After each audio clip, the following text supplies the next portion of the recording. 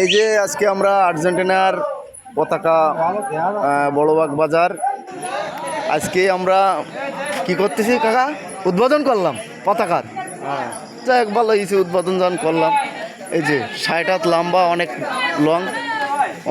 লম্বা। আমি যে মলাম ছবি তুলি করা যাবে না, ডাইরেক্ট ভিডিও হবে এখন মাঠে। আরে বাবা রে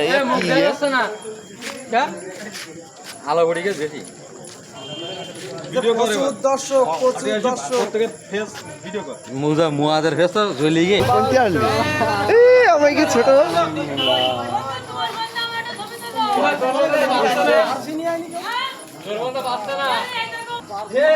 মেলা লম্বাতে ও চলে গেছে কনে।